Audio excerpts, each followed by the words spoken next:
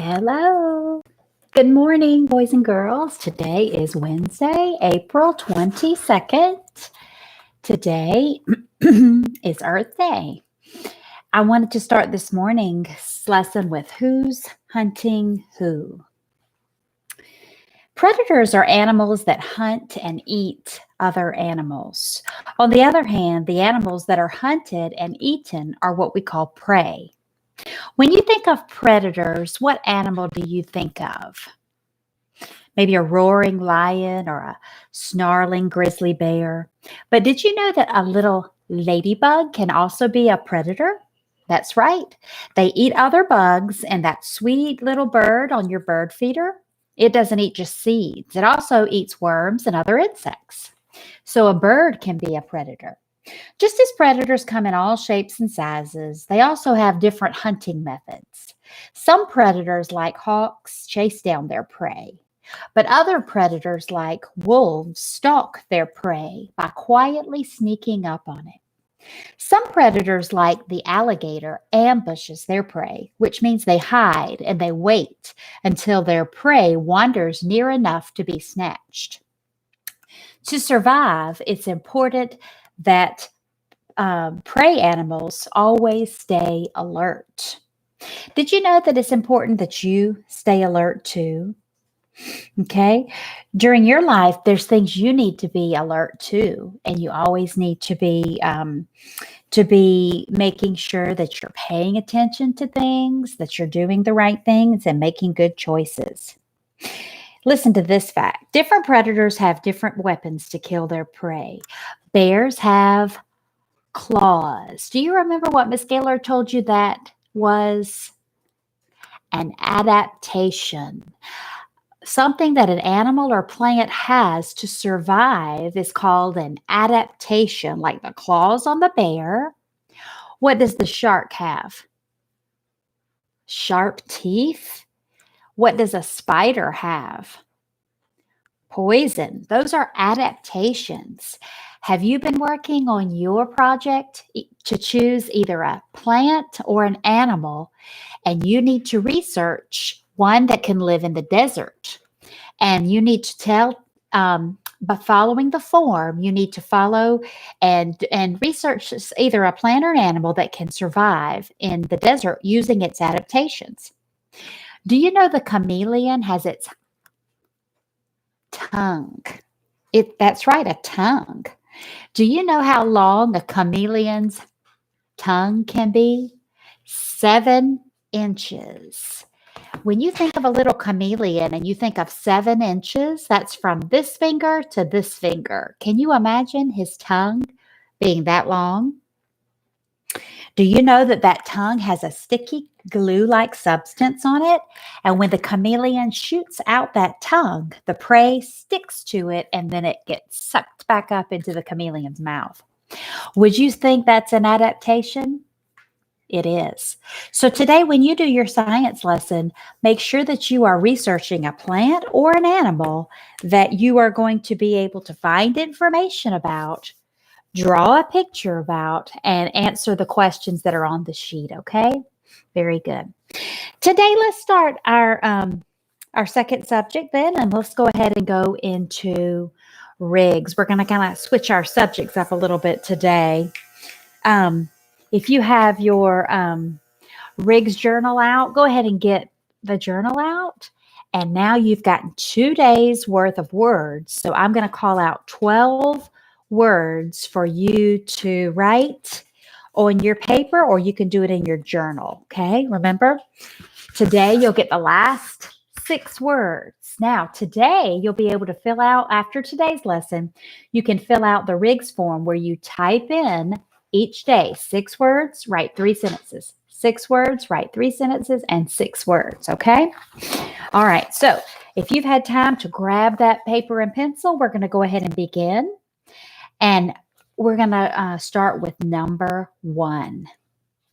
Number 1 is scrub. Scrub.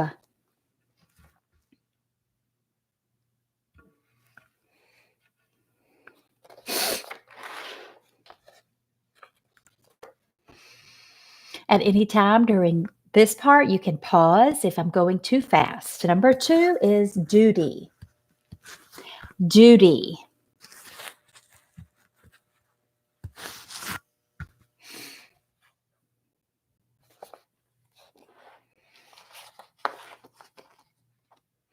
Number 3 is auto.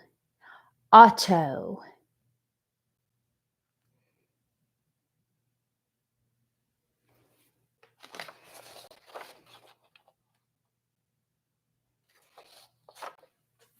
Number 4 is the plural form of auto, autos.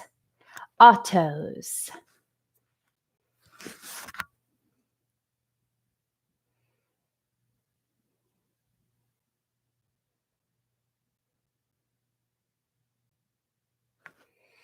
Number 5 is automobile. Automobile.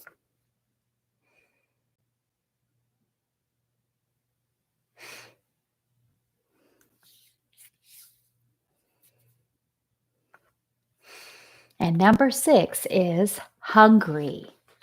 Hungry.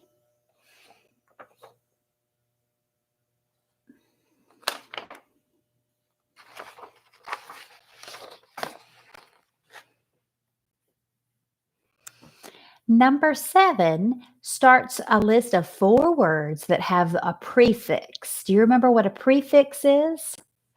Letters we add to a word to change its meaning. So these 4 words start with the prefix sub. Do you remember what I told you sub meant? Under. Very good. Okay, number 7. Subtract. Subtract.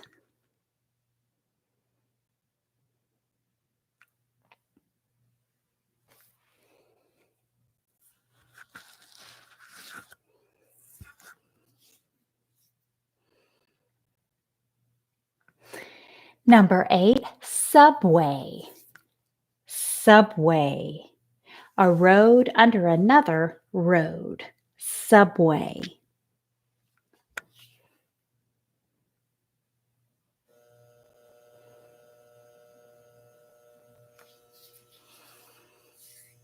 Number 9, submerge. To put under water. Submerge.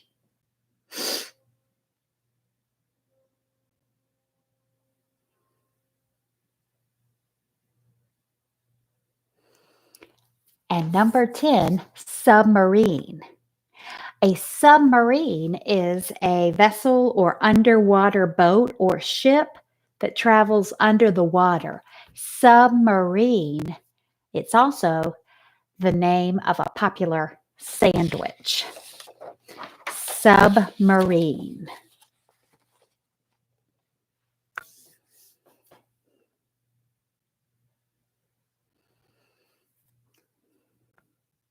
Number 11, Western.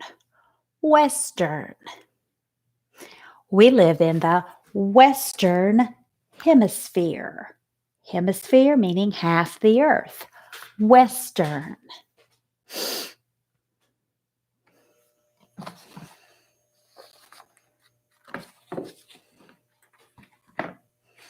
And number 12, tailor. Tailor. A tailor is a noun, a person who sews clothing. A tailor, or it could be a verb. I need you to tailor my suit. Tailor.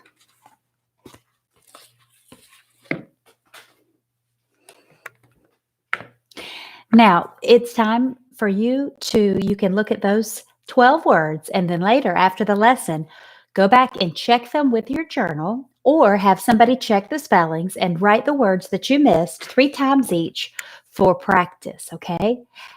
Now, the next word on our list is number 13, and it has to do with math, okay? This one is the singular word. What does Miss Gaylord mean by singular? Okay, there's just one of these. The opposite of singular is what?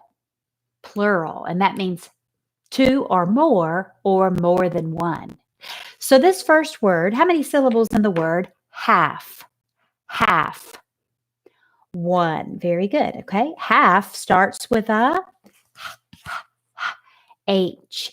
H makes one sound, no markings. It is a A. What are the sounds of A? A, O. It's the I. So it's the first sound. So are there any markings? No. Now, this next letter is silent. Do you remember what we do to letters that are silent? We underline them twice. The L is silent. Half. You only hear the f, f, f. F has no markings because F makes one sound. Half is one part, so it's a singular word, okay? In math, today we'll use a half again when we go to measure. Now, the plural form of half follows a rule that you should know. What do you do to half to make it halves? Halves. You change that letter, right? What's the rule? We often change F to a V and then add a ES. Very good. Okay, so halves. How many syllables in halves? Still one. Okay, it also starts with the H. H has one sound, no markings. It also has a I sound. What are the sounds of A? A, O. So it's the first one, no markings. Now, it also has an L that is silent. So we underline it twice. Good. The rule is if when you make a word plural, if it ends in a F, we often change the F to a V. V makes one sound, no markings, and add a ES. Halves. Okay. Now, the E is also silent, and the S makes a S or a Z. It makes a Z. So we put a number 2. E is silent. S makes a Z. Halves. Okay, how many halves can you have? 2. Very good. 2 halves. The next word is the word self.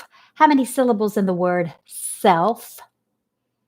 1. Okay, self starts with a S. What are the sounds for S? Z. It's not the Z, it's the S. So we put no markings. E. Good. E makes 2 sounds. E is the first sound. Okay, self. You do hear the L this time. Self. So it's not silent and it ends in a F. No markings. F makes one sound. Self has no markings.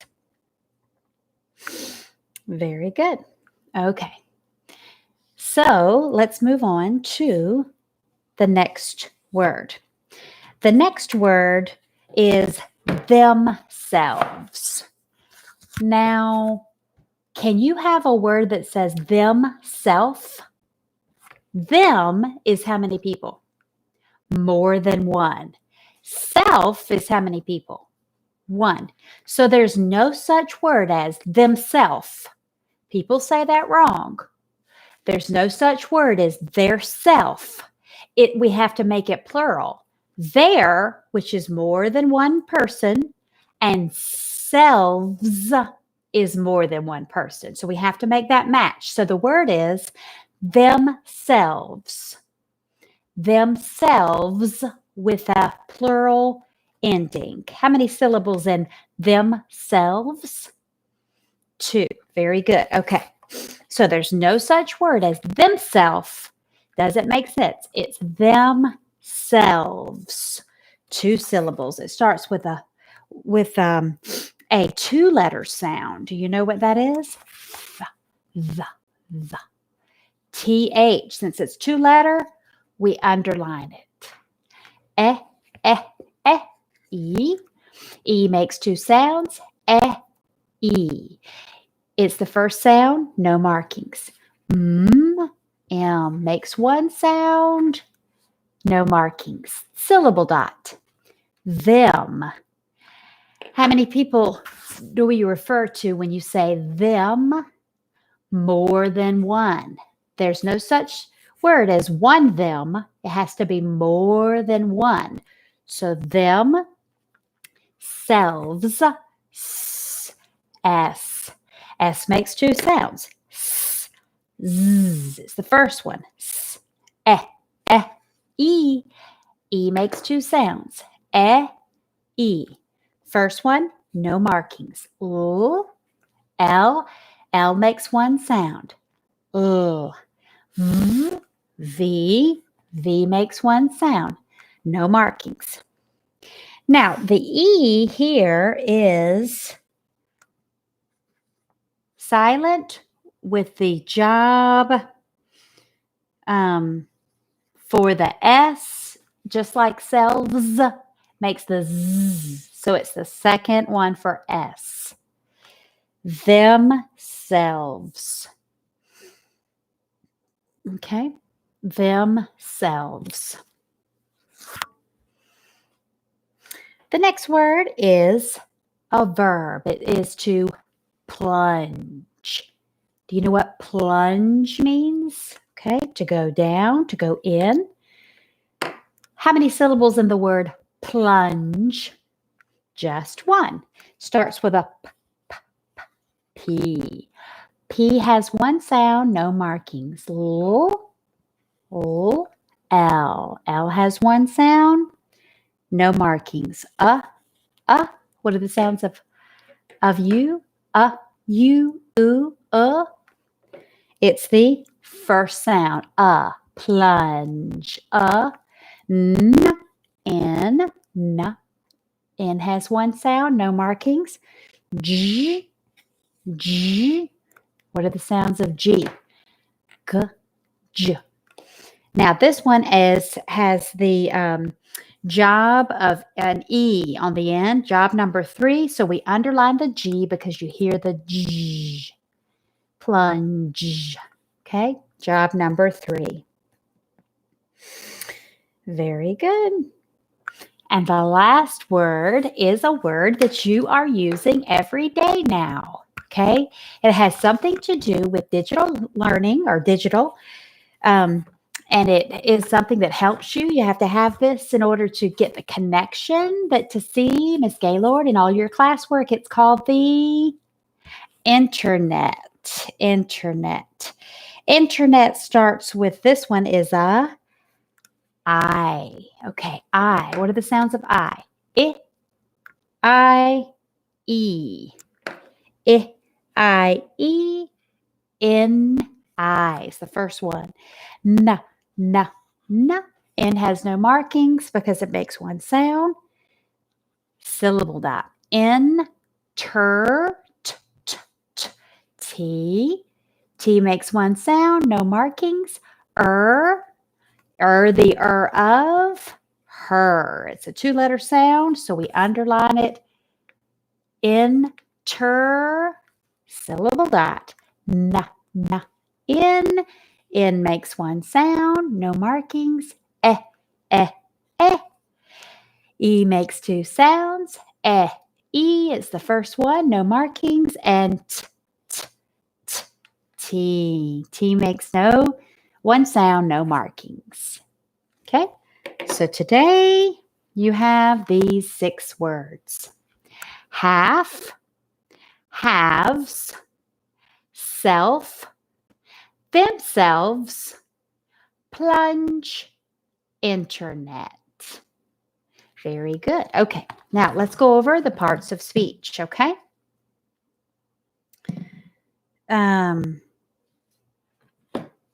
If you would like to make a list of the nouns, okay, what words are on our list today are nouns. What are nouns? Person, place, thing, idea, okay? If you have some of these words, the mathematical words, may be a little bit hard for you to know, but half is a noun. I have 1/2 of my ice cream left. Okay, that could be a thing, half. Halves can also be a plural noun. Halves. Okay. Now, self can be also considered a person. Okay, so we would put that under a noun, or it also could be an adjective. Okay, and let's see, internet could be considered a noun. I do have internet at the house. Internet. Halves, self, and internet.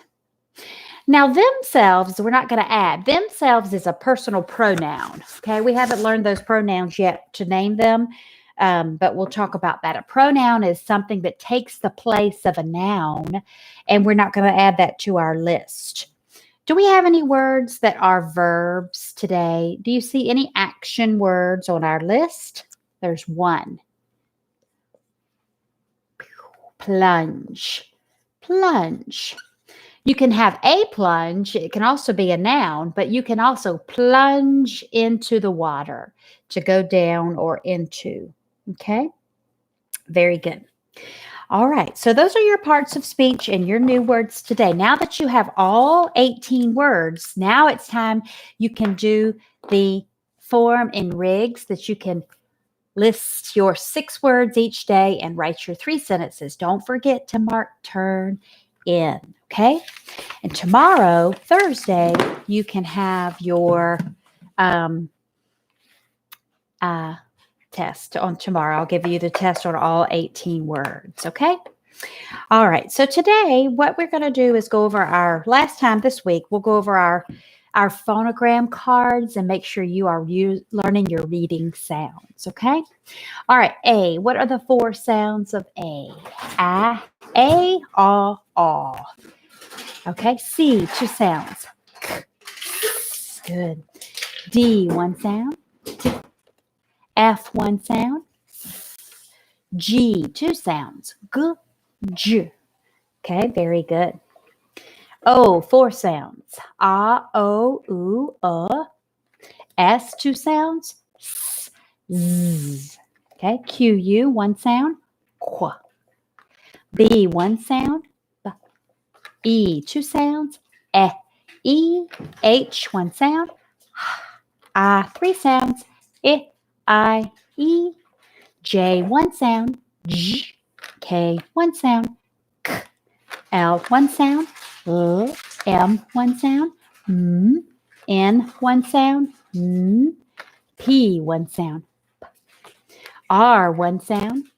R, T, 1 sound. T. U, 4 sounds. U, U, V, 1 sound. F. W, 1 sound. W. X, 1 sound. X. Y, 4 sounds. Ya, it, I, E. Good. Z, 1 sound. Z. Now, 2-letter sounds. The of her.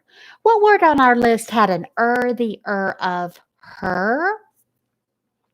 Internet. Good job. The of early. The of works.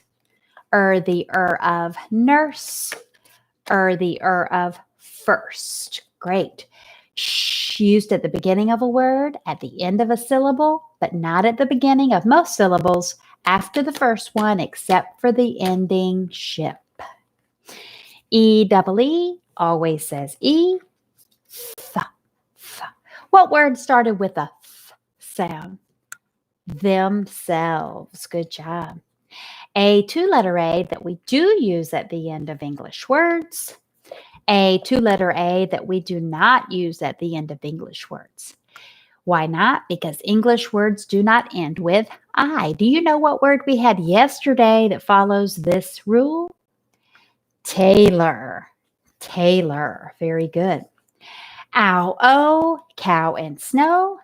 Ow, oh, ooh, Aw that we do use at the end of English words. Aw that we do not use at the end of English words. Why not? Because English words do not end with you. Ooh, you that we do use at the end of English words. Ooh, you that we do not use at the end of English words. Why not? Because English words do not end with you. Oi that we do use at the end of English words. Oi that we do not use at the end of English words. Why not? Because English words do not end with I.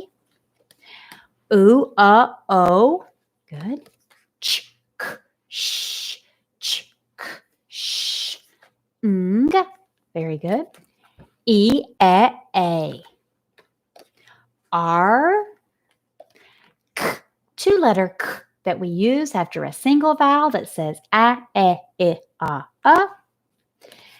Ed, d, t, past tense ending. Or, hua. Oo, I, O, the O of boat. A, E that we do use at the end of English words. A, E that we do not use at the end of English words. Why not? Because English words do not end with I. A, four-letter A. I, three-letter I. E-I, our backwards phonogram. We say E-I, but we write I-E unless it's after a C. Then we write C-E-I. Na, two-letter N, used after the beginning of a base word. Two-letter F, two-letter F.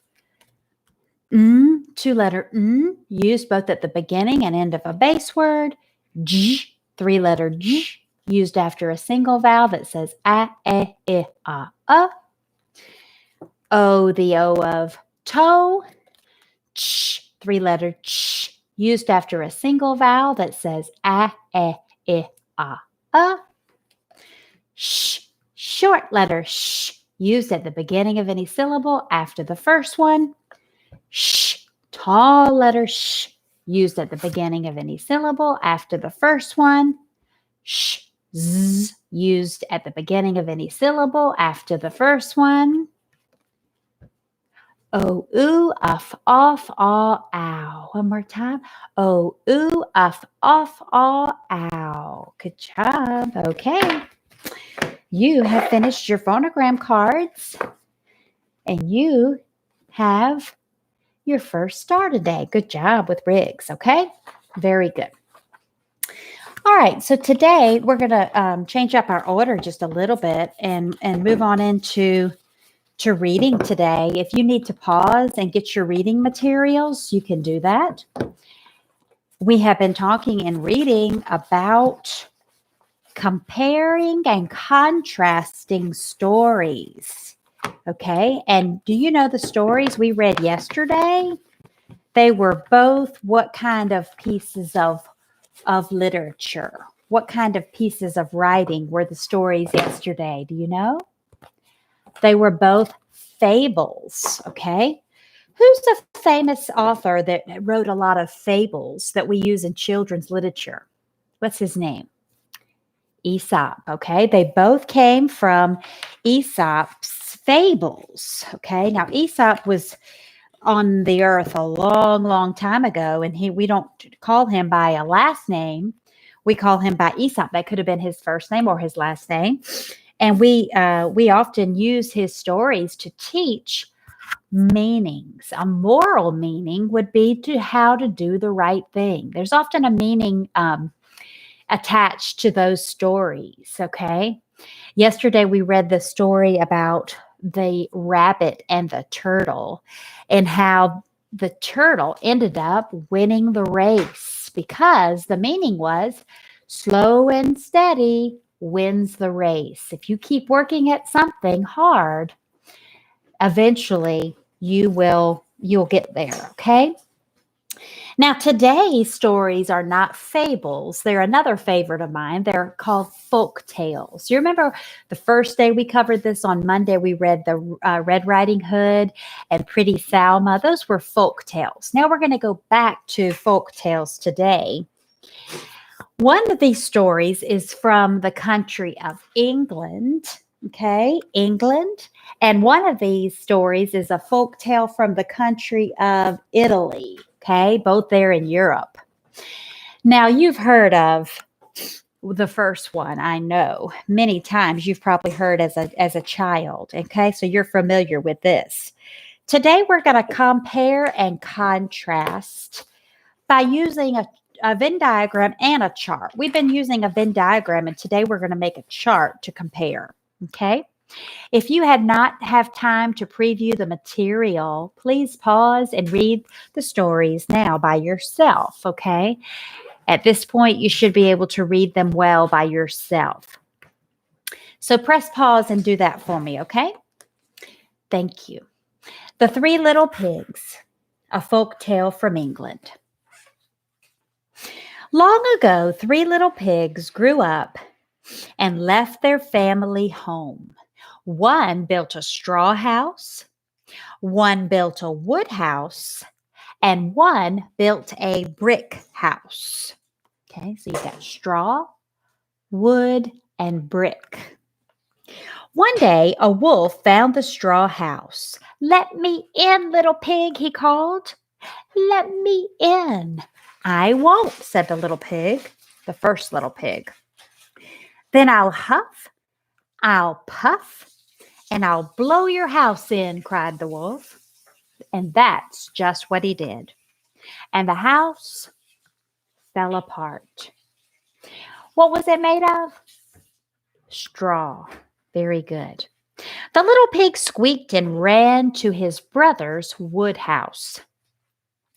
But the wolf soon found the wood house too. And he said, "Let me in, little pig." "Never," yelled the two brothers. "Never," they said. "I'll huff and I'll puff and I'll blow your house in," the wolf said. And the wolf blew hard and the house fell down. What was this house made of? Wood. The two brothers squeaked and they ran to their other brother's brick house. And the wolf followed them and he said the same thing. "Let me in, little pigs." "We won't," they all cried out. "Then I'll huff and I'll puff and I'll blow your house in," the wolf growled. But this time he could not blow it down. So he crawled up on the roof and he slid down the chimney and he fell into a pot of boiling water that the little pigs had in the fireplace. The wolf never bothered the little pigs again. Now, you've heard that folk tale before. Okay, let's talk about a few things of that story. Who are the characters in that story? The three little pigs and the wolf. Very good. Okay, so let's also look at a couple of things from that story. Do you remember a few units ago when we learned about repetition and about how things are repeated over and over in a story and then you remember them? Go through that if you've printed it out and underline anything you see that you heard before in the reading. Did you hear something more than once? It could be a word, or it could be a phrase, or it could be a sentence. If you don't have your paper printed out, just do so in your mind and think about it, okay? What are some things that you hear over and over again, okay? Several things. Okay, first of all, the wolf came to all three houses and said, "Let me in, little pigs." Okay, so I would underline that. Then he said another thing to them. "I'll huff and I'll puff and I'll blow your house down." That's an example of repetition, right? In the first two instances, something happened twice. What happened to the first house? It fell apart. What happened to the second wood house? it fell down. So those are two things that happened twice. But the third time he went to the pig's house, did he blow it down? He did not. The book said he could not blow it down. Okay, so let's talk about the three types of houses that the pigs had. The first pig had a straw house. The second pig had a wood house. And the third pig had a brick house. Now, you're going to remember that as we read the next story as well. Now, this story the title was The Three Little Pigs. Let's look at the next story. If you've not read The Three Geese, please pause and do so. The Three Geese is a folk tale from Italy. Once upon a time, three geese built a straw house together. Straw. Heard that one before. But the oldest goose decided to keep the house for herself. "Go away," she cried to her sisters. "Go away." And she locked the door behind them. And what was her house built of? Straw. The two younger sisters built a second house of hay. This time, hay. Then the middle goose decided she'd keep it. And she said, "Go away," to her sister, and she locked the door behind her.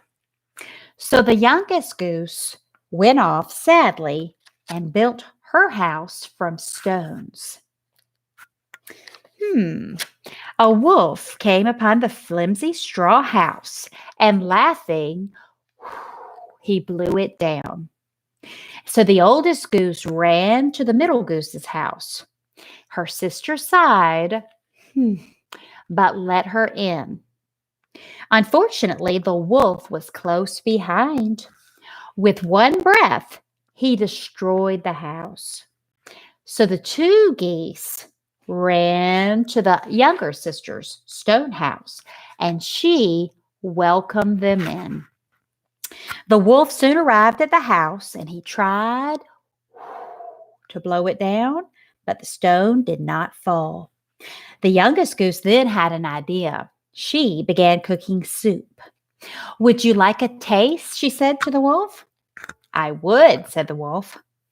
Well, the goose opened a window and threw the hot soup at the wolf, and he ran away howling, leaving the three geese to live happily ever after together. Okay, that one was a little bit different. Maybe you haven't heard that one before. What was in common, or in the compare part, what would you say was in common in both stories? I'm going to make just a quick Venn diagram. You may want to do this on paper. And I'm going to put this one pigs, and I'm going to put geese here on the side. And then in the middle, I'm going to write both, okay? What was something that was in common in both stories? Automatically, what's the first thing that comes to your mind? A wolf. They both had an animal in them. Okay, the enemy in both stories, or the bad character, was the wolf, right? Okay, so let me think about something that happened also in both stories. They both named what? Okay, there were three animals. So I'm going to put the number 3. There were 3 pigs and 3 geese. They both mentioned the type of houses that they lived in, right? Okay. In both stories, what did the wolf do in both stories? He blew down the houses, right? The first 2 houses in both stories. But he could not blow down number 3. In the pig's instance, this house was made of bricks. In the geese instance, the house was made of stone. So in the both stories, the wolf blew 2 of the houses down, right? All right, let's continue to look over at if you've printed out your copy, we're on page 372. We'll come back to this and finish it a little bit later, okay? Let's look at our diagram. If you're writing with me, you can help me fill out the diagram, or you can just do it on paper, okay? Let's look at the top. It says, in the stories, Scalar's going to kind of abbreviate here. Who were the main characters in the story, The Three Little Pigs? Who were the main characters, okay? The three pigs and who else?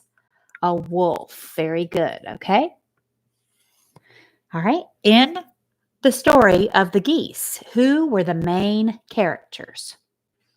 Okay, the three geese and a wolf, okay? This is just a way to organize your thoughts. We call this an organizational chart. What were their houses made of? When you think about it, what were the houses made of in the three pigs? The first one was made of what? Straw. Good. The second one was made of what? Wood.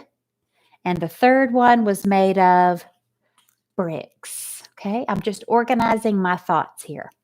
Look at the story of the geese. Okay, the first one was made of what? Straw. The second one was made of hay. And the third one was made of stone. Okay, very good. Okay, what caused the problem in the story of the three little pigs? What caused the problem, or who caused the problem? The wolf. Who caused the problem in the story of the three geese? Also, the wolf. Okay, I'm going to put that in my chart. Now let's look. This helps me figure out my thoughts before I finish my diagram.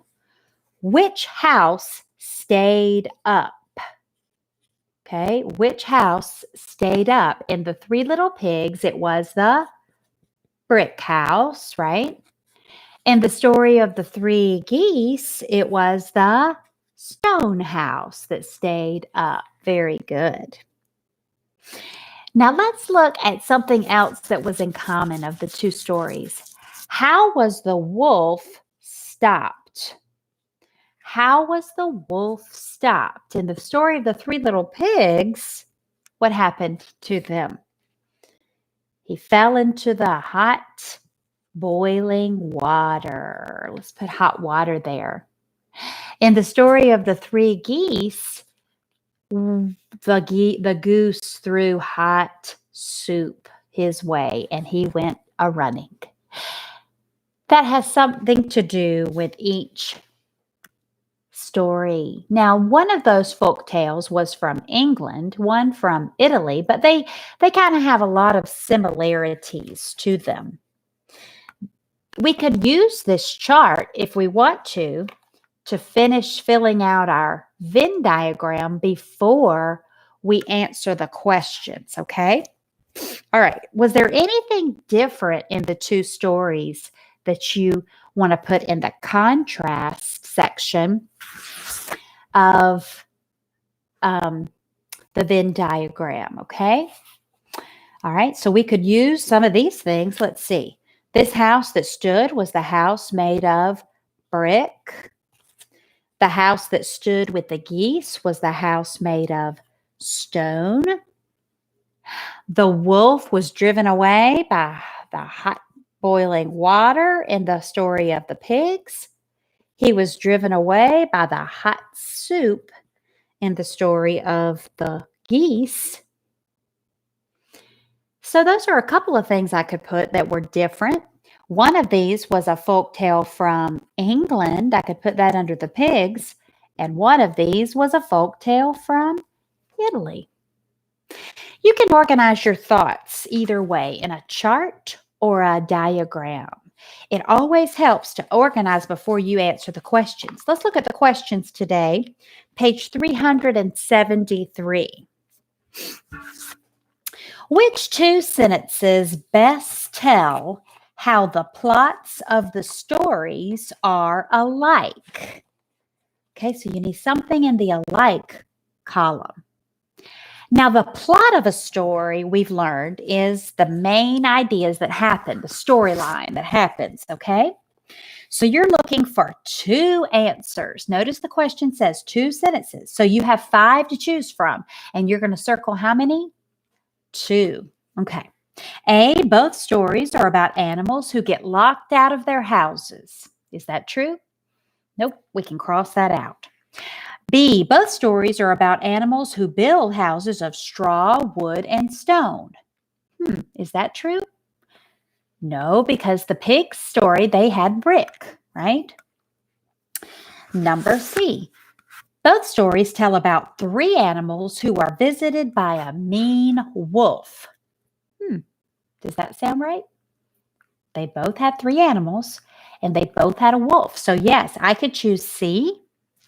D, both stories tell how a wolf gets tricked. Yes or no? Yes, the wolf gets tricked, so I would circle D. E, both stories are about a wolf who wants someone else's house. Does it say that? No. Okay. Let's turn then to number 3. Which sentence best tells how the 3 geese are different from the 3 pigs? Now, since it's asking for a sentence, are you going to choose 2 answers or 1? Just 1. How are the 2 stories different? So I need to look at the contrast parts of my Venn diagram. A, the pigs build their houses, but the geese do not. No. B, the two older geese are selfish, but the 3 pigs are not. In the story of the geese, were the geese selfish? They were. How can you tell? The first goose said, "Go away." And they had to go away. The second goose said, "Go away." And they had to go away. So 2 of the geese, the 2 older geese, were selfish. Let's think of that and look at another one, though. C, the pigs are afraid of the wolf, but the geese are not. No, because the geese went running to the next house just as well. And D, the geese build strong houses, but the pigs do not. No, because the last goose built a stone house and the last pig built a brick house. So they're both strong. So what would be your best answer for that? B, the 2 older geese are selfish. That's a difference that we need to add to our diagram, okay? Now, the talk about it says, what lesson do you think the older geese learn from how their younger sister acted? What lesson can be learned from the story, The 3 Geese? Not to be what? Selfish. Selfish. Does it benefit you to be selfish? To say, "Go away. You can't have any of my things. Go away. I don't want to play with you." Those things are selfish. Okay? It does not benefit you. It doesn't help you at all to be selfish. Okay? In our lives. Think about the short response as you finish up. How are the endings of the 2 stories alike? And how are they different? So think about just the ending part of the story before you write that. How would you write a good topic sentence to begin that paragraph? Now, does that paragraph need to be 1 sentence or more than 1 sentence? Okay, more than 1 sentence. So when we go to write our responses, now, next year, when you enter 3rd grade, your teachers will be expecting you to use all complete sentences, which is what Ms. Gaylord's taught you all year. So you need to make sure that you are starting your sentence with a good topic sentence. It says, how are the endings of the 2 stories alike and different? So I need to go to my paragraph. I need to indent by skipping a small space like we've learned. indent a small space, and I need to start with a sentence that says, the endings of the two stories are alike by, and then you need to list all the things that are alike. Okay, so you would write your paragraph out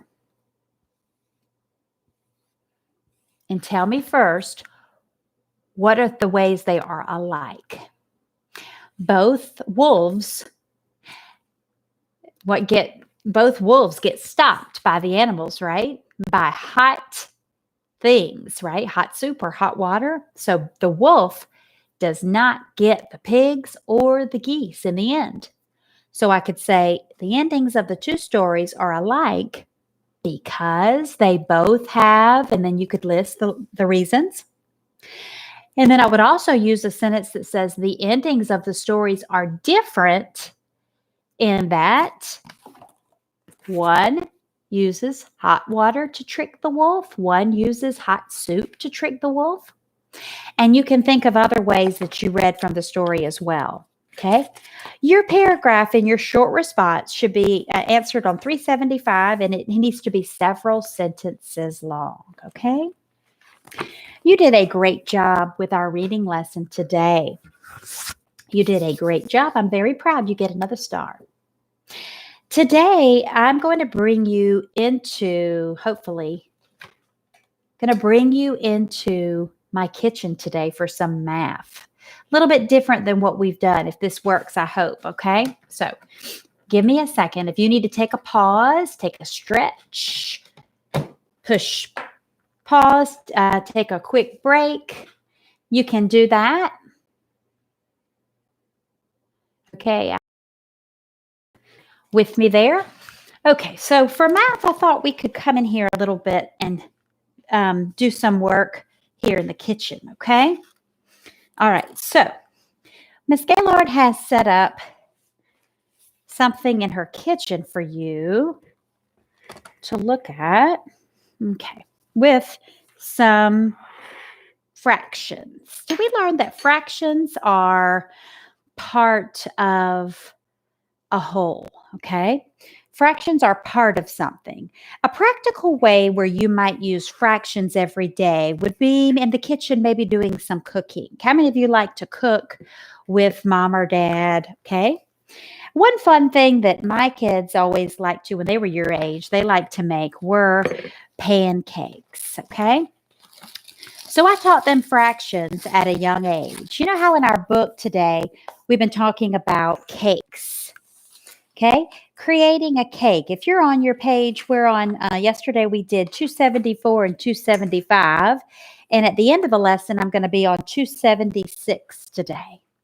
What if you were helping mom in the kitchen and you decided you wanted to make some pancakes? Okay, you're going to make them in the griddle. I usually do. I need to look at the instructions on the back, and it tells me that I need 1 cup of mix. Okay. I'm going to use 1 cup of mix. So I've got out my measuring cup here, and I'm just going to pour it in 1 cup. Okay. I'm going to try not to make a big mess today. So this is about a cup. You can learn how to read a measuring cup here. Okay. It says 1 cup. Okay. Or 8 ounces of mix. Okay. This is 1 cup. And I'm going to pour that just into my bowl here. Okay. I'm going to kind of see, you can see me a little bit better here. Okay, so I've got 1 cup in my bowl, and I need to look on the instructions for my water. If this is a cup, what could be part of that cup? I don't want a whole cup of water. Maybe I want 1/2. If this was 1 cup, I need to be able to fill up my water to 1/2, right? So I want to look at the 1/2. A half is part of a whole. Takes 2 halves to make a whole. So if I fill it halfway up, I've got 1/2 cup of water here. If you can see that, that's 1/2 cup of water. for my 1 cup of pancake mix. So this is an everyday application, how you're going to use this. Now, Miss Gaylord likes to add a little milk and little eggs, but I'm not going to get that out today. Just going to show you my mix here before I make my pancakes later, okay? So this is one way you can use math in action. Another way is you might have these in your house. You may not have to know what each of these is. This is what Miss Gaylord has as for her tablespoon, okay? This is about the same size as this spoon, okay? I just have it in an easy way. Now, if I want to look at part of that, I have other things here. I have a half of this, 1/2, and it would take 2 of these to make one of the big ones. And then I've got one that says 1/3. How many of these would it take to make one whole? If I have 1/3, it would take 3. Okay, very good. What about this one that says 1/4? How many would it take to make one of the big ones? 1/4, it would take 4. Let's try that in my mix, okay? I'm going to put in one of these spoonfuls. Okay, that's 1. See how long? Now this one is a half. It's a half as big as that other one. So it should take 2 of these to fill up the same amount as one whole. See? This one says 1/3. Okay, this one says 1/3. How many of these would it take to fill up that one whole? 1, 2, oops, too much, and 3. Okay, this little one says 1/4.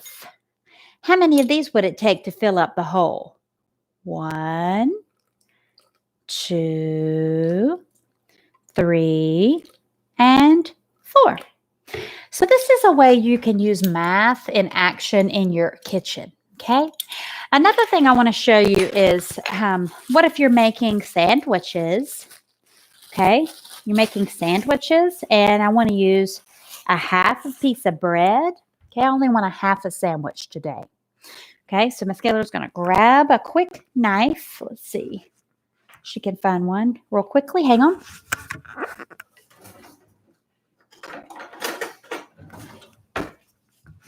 Okay, so I've got my knife, and you would not do this at home. You'd be careful and do this with Mom. But if I'm going to take one piece of bread and I'm going to make half a sandwich, I'm going to cut it in half. This is one of our spelling words. 1/2, 1/2, 2 halves.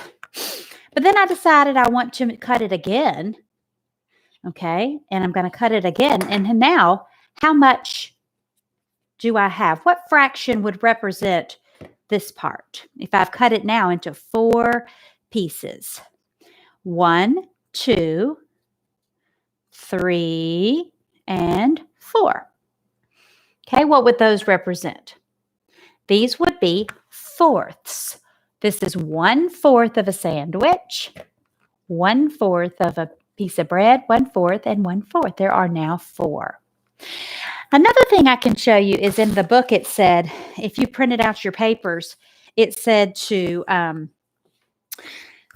how can Luna make a cake with the shapes shown? She's got a couple of shapes shown. She's got this shape, which is a square. She's got a couple of these, which are rhombuses. And she's got these, which are triangles. And these, which are trapezoids. Okay, I'm going to try to take mine and see if I can make the same shape. I don't know if you can see here on my counter. I'm going to try, okay? All right, so I'm going to start with the tail, okay? Let's see if you can see this. Okay, I'm going to start with the tail, and I'm going to take 2 of these shapes, and I'm going to put them together. These are 2 trapezoids put together. And then it looks like I've got some squares in the middle. 1, 2, and I'm making my fish. And then it looks like I've got some rhombuses that are making the fins at the top. and one is making the fin at the bottom. And then it looks like I have another trapezoid. I don't know if you can see that where you are. Okay, what do we call these pictures that you can make out of these shapes? Do you remember the word I told you?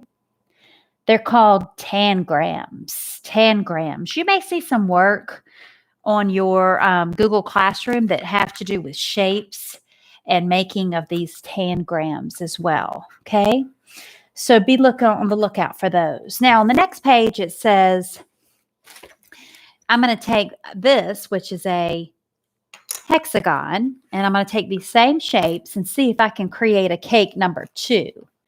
Luna needs to make a cake in this design. What would she use? Okay. It looks like she also chose to use her trapezoid on the one side, and she chose to use a trapezoid on the other side. You can use any of the shapes shown. Let's see. What if I chose to use this hexagon in the middle? Is that going to be the same shape? Yes, it looks like I've now made that shape. Can you see? Let's see if you can see the slide. There it is. Okay, so this is the shape here. All right, so if you have any shapes at home, or you want to maybe cut some out of paper, or if you don't have these kind of things at your house, maybe you can cut some out and practice making those at home for math. That's just a fun thing that you can do. I could also make this shape out of triangles if I had enough.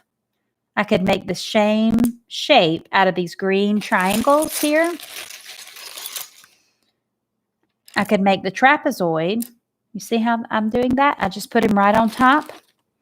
And then I do the same thing over here. I could, if I had enough green triangles, okay, I could also use the same triangles to fill in my hexagon. Okay, so now I filled in the trapezoid part, and now I'm going to try to fill in my hexagon.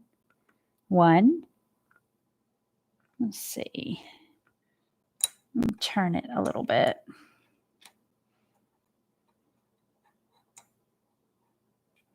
Okay. Let's see if I have enough. Yep, I sure can. I could use 6 triangles on the hexagon.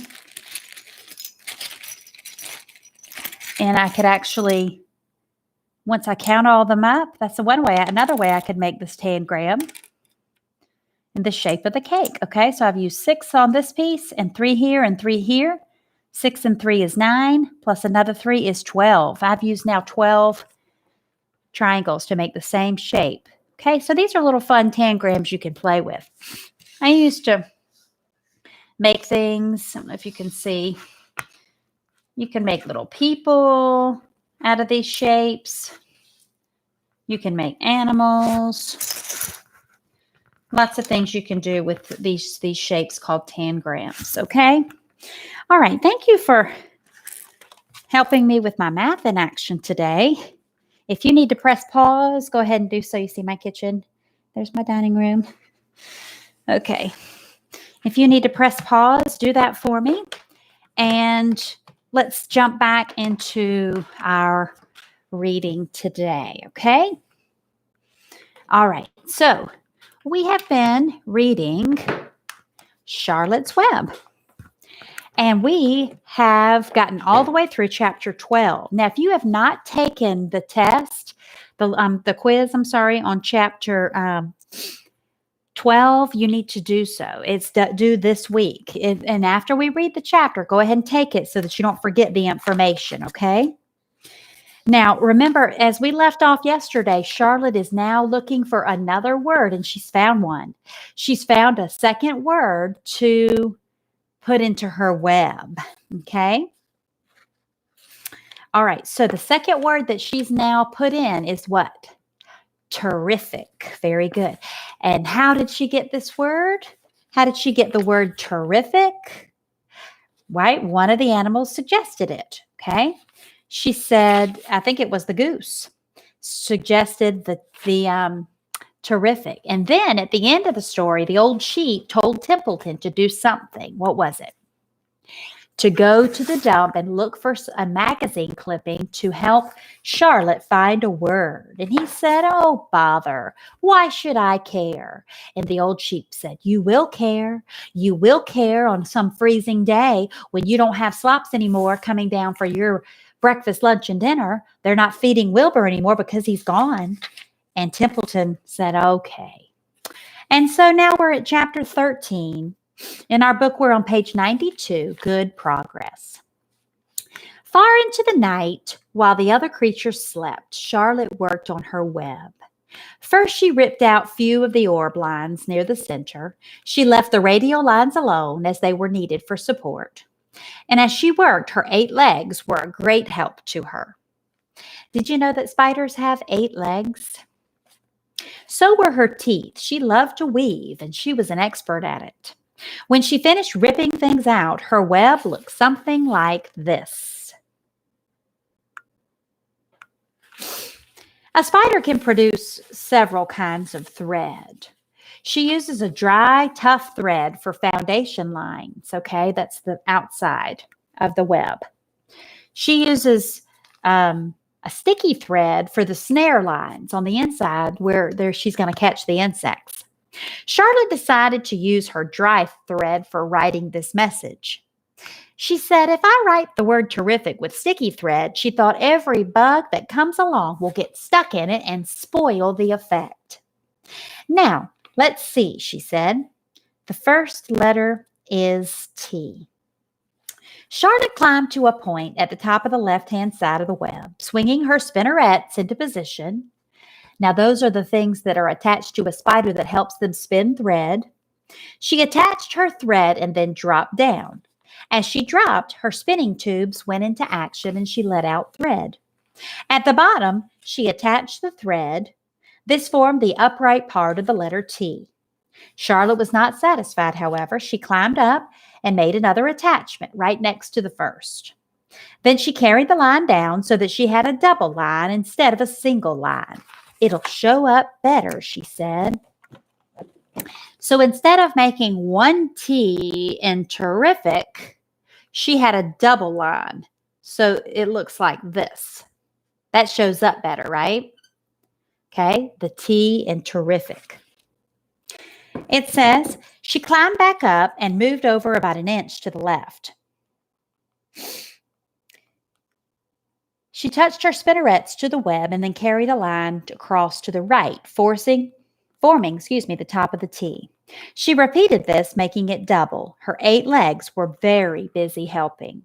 "Now for the E," she said, and Charlotte got so interested in her work that she began to talk to herself, as though to cheer herself on. If you had been sitting quietly in that barn cellar that evening, you would have heard something like this. "Now for the R. Up we go." She's writing out the word terrific. "Now for the R. Up we go. Descend. Pay outline. Whoa. Attach. Up you go. Repeat. Attach. Descend. Pay outline. Whoa. Girl, steady and attach. Climb. Pay outline. Over to the right. Pay outline. Attach. Now down and right and swing the loop around and around. Now into the left, attach. Climb, repeat. Okay, easy, keep those feet together. Okay, it says now and then down and out for the leg of the R, pay out line. Whoa, girl, attach, ascend, repeat, good girl. And so talking to herself, the spider worked at this very difficult task. And when it was completed, she felt hungry and ate a small bug that she'd been saving. And then she slept. Okay, you see how it was formed? Double lines, terrific.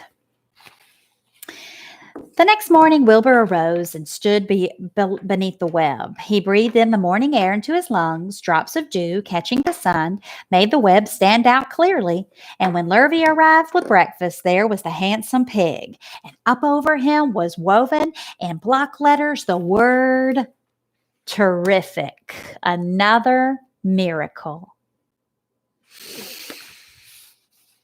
Lurvy rushed. He called Mr. Zuckerman. Mr. Zuckerman rushed and he called Mrs. Zuckerman. Mrs. Zuckerman ran to the phone and called the Arables. That was Fern's parents. The Arables climbed into their truck and they hurried over. Everybody stood at the pig pen and stared at Wilbur underneath that terrific in the web. And they turned and they read the word over and over. They stared, and while Wilbur, who felt really terrific, stood quietly, swelling out his chest and swinging his snout from side to side. Terrific, breathed Zuckerman in joyful admiration. Okay, he really thought a lot about it. Edith, he said, you better phone the teleporter. You better phone the reporter at the Weekly Chronicle and tell him what's happened. Now that's the newspaper, the Chronicle. He will want to know about this. He may want to bring a photographer. There isn't a pig in this whole state that is as terrific as our pig. The news spread, and people who had journeyed to see Wilbur because he was some pig came back to see him now that he was terrific. That afternoon when Mrs. Zuckerman went to milk the cows and clean out the tie-ups, he was still thinking about what a wondrous pig that he owned. Lurvy, he called. There is to be no more manure thrown down into that pig pen. I have a terrific pig, and I want that pig to have clean, bright straw every day for his bedding. Understand? Yes, sir, said Lurvy. Furthermore, said Mr. Zuckerman, I want you to start building a crate for Wilbur. I've decided to take the pig to the county fair on September the 6th, and you make that crate large, and you paint it with green and with gold letters. Well, what will the letters say? Asked Lurvy. They should say, Zuckerman's famous pig. Lurvy picked up a pitchfork and walked to get some clean straw. Having such an important pig around was going to mean plenty of extra work, he could see.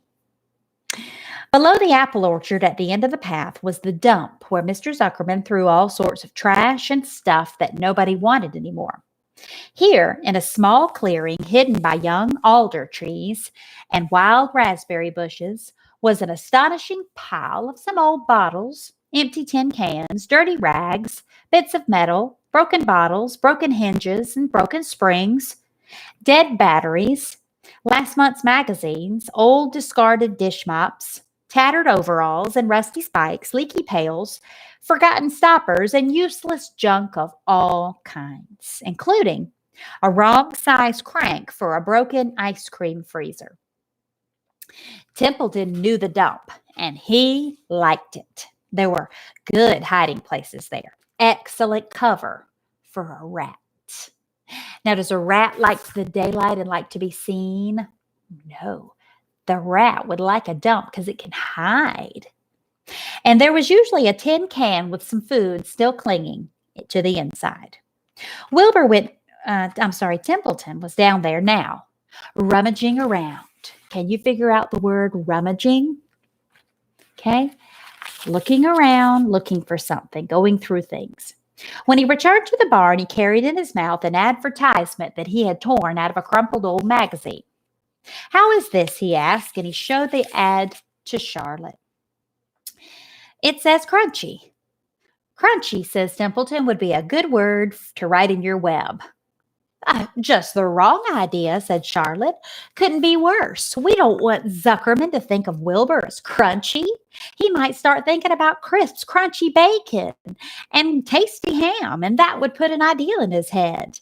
We must advertise Wilbur's noble qualities, not his tastiness. Oh, she said, go get another word, Templeton, she said, please. What was Templeton's idea of a good word? Crunchy. Would crunchy be good for a word to describe Wilbur? He's had some pig and terrific and now crunchy? No, that would be terrible. And Templeton looked disgusted. Is that a good look or a bad look? Okay, a bad look.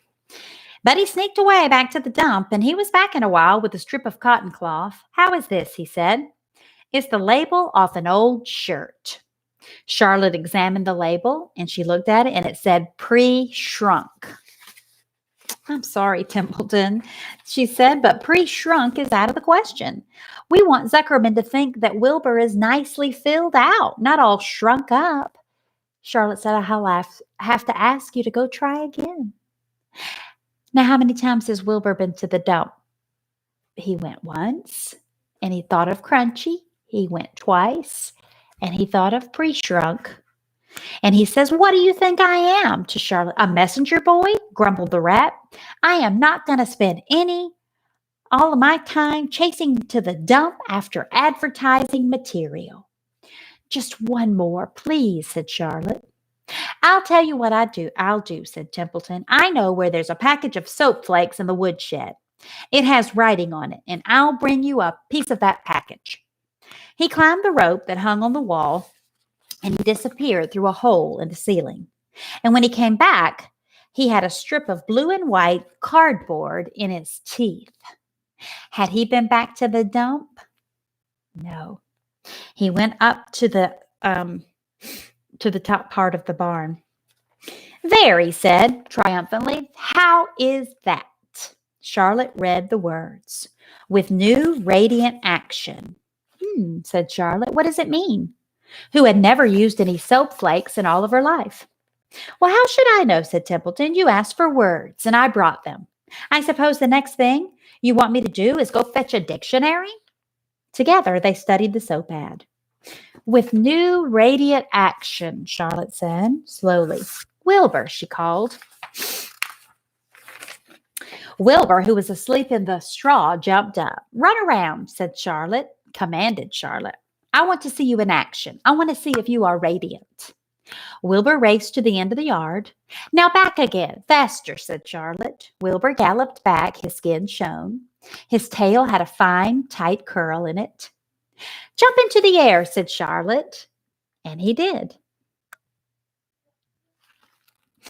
Wilbur jumped as high as he could. "Keep your knees straight," she said. "Touch the ground with your ears," said Charlotte. And Wilbur obeyed. "Do a backflip with a half twist in it," said Charlotte. Wilbur went over backwards, righting and twisting as he went. "Okay, Wilbur," said Charlotte. "You can go back to sleep, okay? Templeton, the soap ad will do, I guess." I'm not sure whether Wilbur's action is exactly radiant, but it is interesting. "Actually," said Wilbur, "I feel radiant." "Do you?" said Charlotte, looking at him with affection. "You are a good little pig, and radiant you shall be. I'm in this thing pretty deep now. I might as well go to the limit." Tired from his romp, Wilbur lay down in the clean straw. He closed his eyes. The straw seemed scratchy, not as comfortable as the cow manure that he was delightfully used to. It was soft to lie in. Do you remember what manure was? The droppings of the animals. Mud. It was not soft. The straw was clean, but it was scratchy. So he pushed the straw to one side and he stretched out in the manure. Wilbur sighed. It had been a busy day, his first day of being terrific. Dozens of people had visited his yard during the afternoon, and he had to stand tall and pose. He looked as terrific as he could, and now he was tired. Fern had arrived and seated herself quietly on the stool in the corner. "Tell me a story, Charlotte," said Wilbur, and he lay waiting for sleep to come. "Tell me a story." So Charlotte, although she did, even though she was tired, she did what Wilbur wanted. Charlotte said this. "Once upon a time," she began, "I had a beautiful cousin who managed to build her web across a small stream. One day, a tiny fish leaped into the air and got tangled in the web.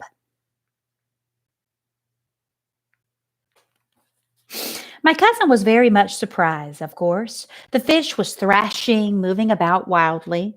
My cousin hardly dared tackle it, but she did. She swooped down and she threw great masses of wrapping material around that fish, and she fought bravely to capture it." "Did she succeed?" asked Wilbur. "It was a never-to-be-forgotten battle. said Charlotte. There was the fish caught only by one fin, and its tail was wildly thrashing and shining in the sun.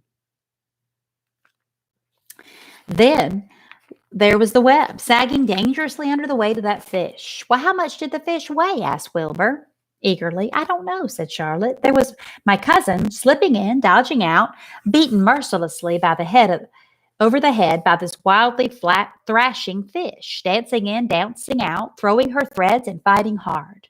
First, she threw a left around the tail. The fish lashed back. Then, a left to the tail and a right to the midsection, and the fish lashed back. Then she dodged to one side and threw a tight and another right to the fin, and then there was a hard left to the head while the web swayed and stretched. Well, then what happened? Asked Wilbur. Nothing, said Charlotte. The fish lost the fight. My cousin wrapped it up so tight that it would not budge.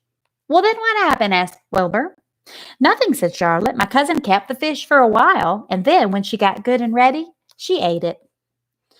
Tell me another story, begged Wilbur. So Charlotte told him about another cousin of hers, who was an aeronaut. Well, what's an aeronaut? Said Wilbur. A balloonist. My cousin used to stand on her head and let enough thread out to form a balloon. Okay, it's a spider that makes they kind of fly through the air on their line. That's a balloonist, an aeronaut. And then she would let go and be lifted into the air and carried upward on the warmward wind. Is that true? Said Wilbur. Or are you just making it up? It's true, said Charlotte. I have some very remarkable cousins. And now, Wilbur, it is time that you went to sleep. Sing something, said Wilbur, closing his eyes. So Charlotte sang a lullaby while the crickets chirped into the grass and the barn grew dark. And this was the song that she sang. Sleep, sleep, my love, my only. Deep, deep in the dung in the dark. Do not be afraid and be not lonely. This is the hour when frogs and thrushes praise the world from the woods and the rushes. Rest from care, my one and only, deep in the dung in the dark. But Wilbur was already asleep. When the song ended, Fern got up and went home. Let's remember the words now that Charlotte has written in the web. The first time she wrote the words, what? Some pig. The next word she wrote was what? Terrific. This third time, what is she going to write? Now Templeton has found her another word from a box of soap flakes. What is she going to write? Radiant. Okay. Do you know why Charlotte is doing all of this for Wilbur? She loves Wilbur, right? She does love Wilbur, and Wilbur is her friend. Charlotte is going to prove very much faithful all the way to the end. I hope that you are enjoying your story in Charlotte's Web. I hope that you are following all the guidelines. In the Google Classroom, there were several assignments this week that I attached that you need to make sure that you do, okay? All right, so we are nearing the end, and we're just trying to wrap up things. We are finishing up. We finished our entire book this week of math and reading, and now we'll just be doing review for the last time, okay? I want to show you this. Look for a video from our school. Okay, I want to show you this. Don't forget that we love you from SCA, all your teachers, and all the people that are working hard to keep you learning. And your parents and everybody that's doing their part, I want you to know that you are doing a great job. And I know that it's tough, but I know that it'll pay off, and I can't wait to see you back whenever we can get back together. Thank you for listening today, and I want you to have a good rest of your Wednesday. Tomorrow will be the last day of live classes. We're going to have to change our Zoom from 11 to 10 on Friday. Miss Gaylor now has another meeting at 11. So I need for you, I'll send your parents an email. So the Zoom meeting will be 10 on Friday instead of 11, okay? All right, guys. Y'all have a great night, and I'll see you later. See you next time. Bye bye.